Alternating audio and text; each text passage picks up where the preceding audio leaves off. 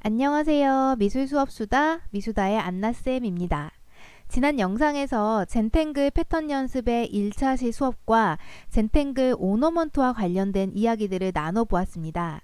이번 영상에서는 회화와 연결시킬 수 있는 젠탱글 수업 이야기를 해보려고 합니다. 제가 해보았던 회화와 연결시킬 수 있는 젠탱글 수업에는 첫 번째가 팝아트 젠탱글, 그리고 두 번째가 감정표현 젠탱글이 있는데요. 먼저 이번 영상에서는 팝아트 젠탱글과 관련된 수다를 선생님들과 함께 떨어볼까 합니다. 팝아트 젠탱글은 말 그대로 팝아트의 작품 중 하나를 선택해서 그 작품의 여러 가지 조형 요소들, 예를 들면 점, 선, 면, 형, 색 등의 조형 요소들을 젠탱글로 바꾸어 보는 수업입니다. 이 수업을 통해 학생들은 팝아트 작품에 대해서 공부를 할 수도 있고요. 내가 선택한 팝아트 작품을 감상하고 그 작품의 조형 요소들을 일부 바꾸어 봄으로써 작품이 갖고 있는 느낌이 달라진다는 점도 수업을 통해 깨달을 수 있습니다. 즉, 감상 수업과도 연계시켜서 표현 활동을 진행할 수 있는 수업입니다.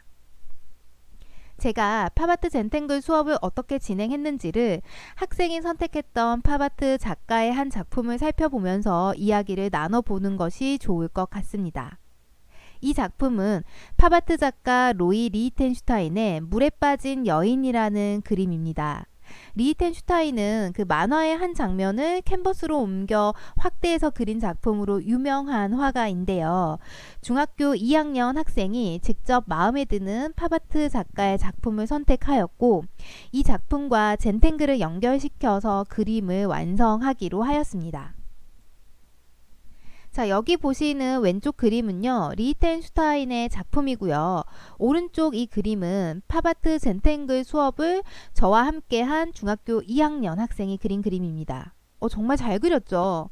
어떻게 학생이 이렇게 그림을 그릴 수 있었을까? 이 학생은 원래 그림을 잘 그리는 학생인가? 하는 의문점들이 생기실 것 같아요. 왜냐하면 형태가 먼저 이 원본의 그림과 똑같기 때문에 형태력이 거의 완벽하고요. 형태가 완벽하기 때문에 우선 우리가 잘 그렸다는 느낌을 받을 수 있기 때문인데요. 만약 그렇다면 형태를 완벽하게 그리기 어려워하는 학생들, 그리고 기본적인 대책 능력이 조금 부족한 학생들에게는 이 수업이 너무 어려운 거 아니냐? 하는 질문이 있을 수 있을 것 같아요. 그래서 이 학생이 팝아트 젠탱글 수업 시간에 형태를 이렇게 완벽하게 그릴 수 있었던 이유를 알려드리도록 하겠습니다. 자, 먼저 작품이 필요하겠죠. 학생이 선택한 작품을 교사가 이렇게 프린트로 복사를 하거나 출력을 해서 나누어 줘요. 지금 보시는 화면 속의 출력물은 제가 실제 수업할 때 학생 프린트용으로 만들어서 나눠준 활동지인데요. 자세히 보시면 활동지 위에 지금 이런 부분들에서 빨간색 펜 덧칠해져 있는 부분 보이시나요? 네, 눈치 빠르신 분들은 제가 지금 무엇을 말하고 싶은 건지 눈치를 채셨을 것 같습니다. 맞아요. 바로 먹지 효과입니다. 교사가 나누어준 이 프린트를 뒤로 뒤집으면 지금 보시는 것과 같은 하얀색 뒷면이 나오겠죠. 이 하얀색 뒷면에 사비연필이나 샤프를 이용해서 까맣게 칠하도록 해줍니다. 네, 바로 이렇게요. 까맣게 뒷장에다 지금 칠한 거예요. 그리고 나서 이 까만색 종이를 다시 뒤집으면 네, 바로 이 첫 번째 그림이 나오겠죠. 정리하면 왼쪽이 그림의 앞면이고요. 뒤집으면 이 부분이 그림의 뒷면이 되는 것입니다. 그럼 먹지 효과를 내기 위해서 이제 필요한 것은 네, 새로운 흰색 종이 한 장이에요. 이 흰색 종이는 그림을 그릴 종이입니다.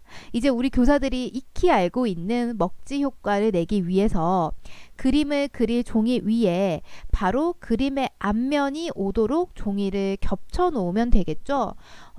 바로 이렇게요. 그림 그릴 종이 위에 그림의 앞면을 가져다 놓고 펜으로 네, 쓱싹쓱싹 해서 이 형태를 그대로 따라 그리게 하면 바로 지금 보시는 것처럼 기본적인 스케치가 완성이 돼요.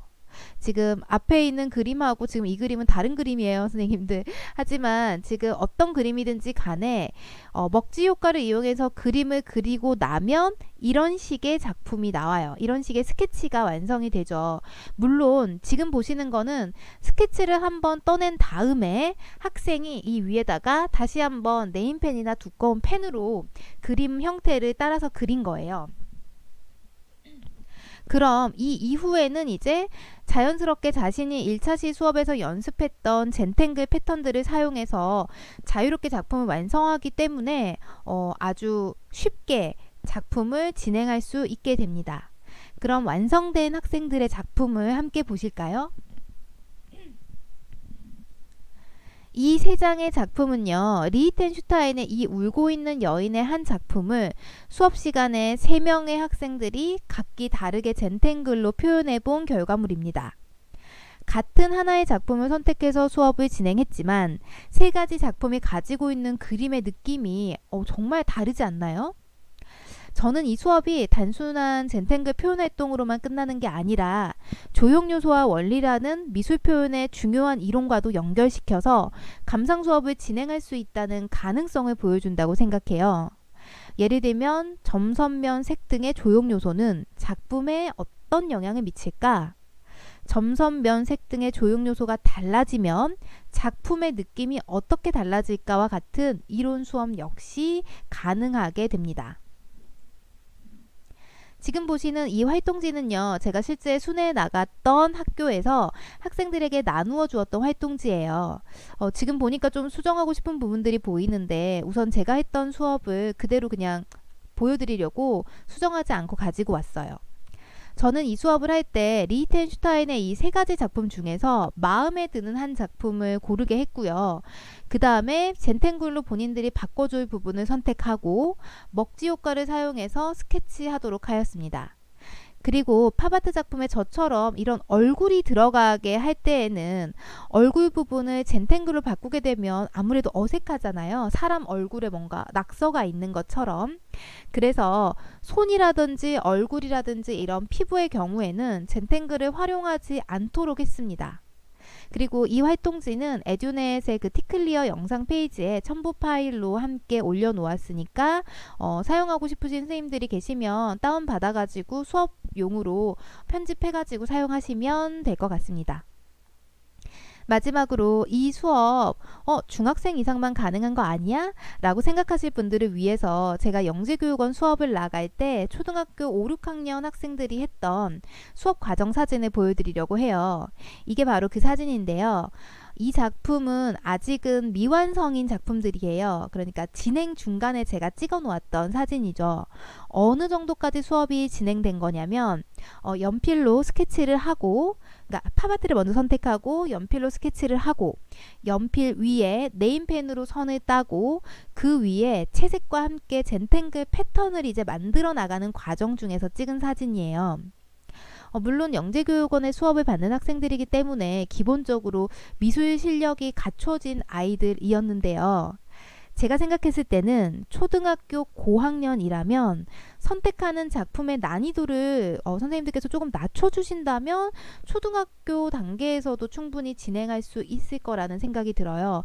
제가 리히텐슈타인 작품 말고 키스 헤링의 작품을 가지고 진행해 본 적도 있었는데 그럴 경우에 난이도가 훨씬 낮아지기 때문에 초등학교 고학년이면 충분히 가능할 것 같습니다. 영상을 제작을 이제 2번째 했는데요. 영상이 제가 처음에 생각했던 것보다 항상 길어지는 것 같아요. 원래는 이 2번째 영상에서 젠탱글 팝아트와 그리고 감정표현 회화 작품까지 이야기를 해보려고 했었는데 영상의 길이를 10분 내외로 그래서 선생님들이 보시기 편하게 녹화를 하다 보니까 감정표현과 관련된 회화작품 젠탱글 이야기는 이 다음 영상에서 이어서 하면 좋을 것 같아서 영상을 여기서 이제 잘랐어요. 그래서 방금은 젠탱글 팝아트와 관련된 이야기들을 저랑 함께 하셨고요. 이제 다음번 영상에서 감정표현 회화작품들을 젠탱글로 어떻게 표현하는지 함께 또 이야기를 나눠봤으면 좋겠습니다. 그럼 다음 영상에서 뵙겠습니다. 미술수업수다 안나쌤이었습니다. 고맙습니다.